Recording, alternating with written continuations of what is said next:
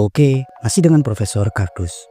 Iya, pada rentang 7 hingga 14 Januari 2025, diberitakan 23 area di wilayah West Side, Los Angeles, California, Amerika Serikat. Tepatnya di distrik Pacific Palisades, salah satu wilayah metropolitan Amerika Serikat yang umumnya dihuni oleh para elit, selebritas, atau golongan borjuis dengan tingkat kelas sosial di atas rata-rata. Ludes, dilahap, siapa lagi kalau bukan si jago merah. Sosok tak kenal ampun yang muncul karena material mudah terbakar, oksidan, termal atau panas, dan fraksi cahaya bergabung menjadi satu untuk membentuk reaksi kimia yang disebut sebagai pembakaran. Namun, aksi pembakaran si jago merah kali ini tergolong luar biasa. Bagaimana tidak, sejak si jago merah mengamuk pada 7 Januari 2025, tercatat menewaskan 25 orang dan menghanguskan 12.401 bangunan yang mayoritas adalah hunian elit, hotel, villa mewah, pertokoan, dan berbagai macam sarana umum, termasuk puluhan hunian para selebritas Hollywood yang diperkirakan menelan kerugian hingga 275 miliar dolar Amerika Serikat atau sekitar 4.480 triliun rupiah, setara dengan setengah jumlah utang luar negeri kita yang di kisaran 425 miliar dolar Amerika Serikat. Hal ini tentunya akan menciptakan krisis dalam industri asuransi dan sebagian penduduk akan tenggelam dalam jurang kebangkrutan. Dan kali ini Profesor Kardus akan menelisik bagaimana katastrofi ini bisa terjadi dari keadaan sains atau fisika.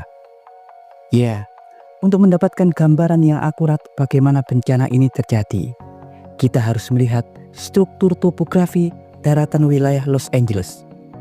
Los Angeles merupakan kota dengan luas wilayah 502,7 mil persegi, di mana kota ini memiliki kontur daratan rendah, lembah datar yang dikelilingi oleh banyak perbukitan dan langsung menghadap Samudra Pasifik dengan beberapa gunung utama di negara bagian California.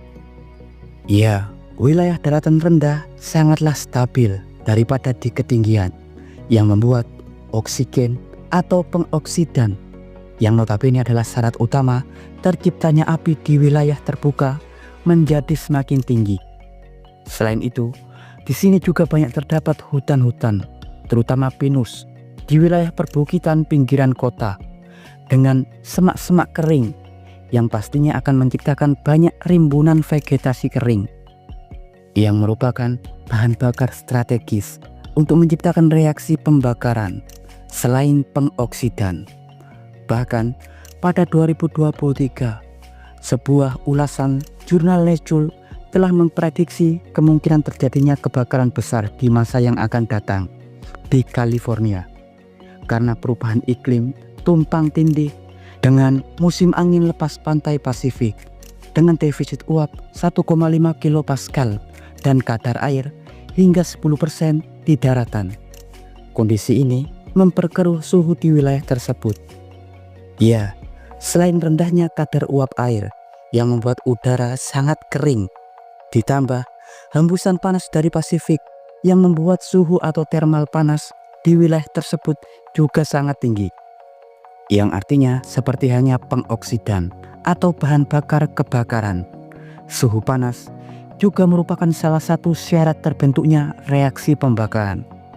Kemudian pengacau yang paling utama yang memperburuk keadaan adalah angin Santa Ana, yang merupakan angin kering dengan tiupan kuat yang rutin menghantam California Selatan. Angin Santa Ana terbentuk ketika massa udara bertekanan tinggi di timur wilayah Great Basin, Nevada, Utah, dan lain-lain bertemu dengan massa udara bertekanan rendah dari lepas pantai. Pertemuan dua massa angin ini menciptakan perbedaan tekanan yang membuat kecepatan angin bertiup sangat kencang, layaknya badai kering. Saat angin yang bertiup kencang kemudian melewati lereng dan puncak pegunungan San Gabriel, kemudian angin tersebut makin memanas dan mengering. Sebelum kemudian angin kering tersebut akan melewati Los Angeles Basin atau deretan perbukitan di California Selatan dan langsung akan menghantam lembah, yakni wilayah California bagian selatan. Kondisi udara kering, angin kencang, bahan bakar pemicu kebakaran yang sangat melimpah, seperti halnya semak kering. Apalagi saat ini pemukiman penduduk sudah mulai melebar ke pinggiran hutan, bahkan perbukitan.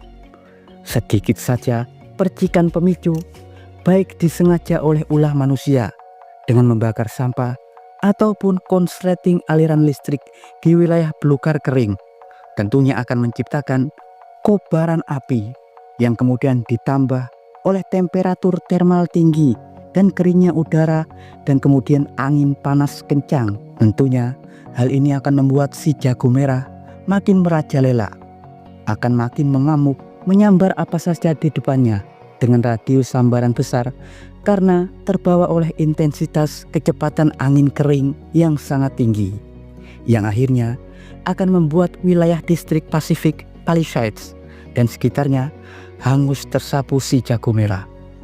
Ya, dan berikut uraian kronologi dalam kacamata fisika sederhana dari Profesor Kardus.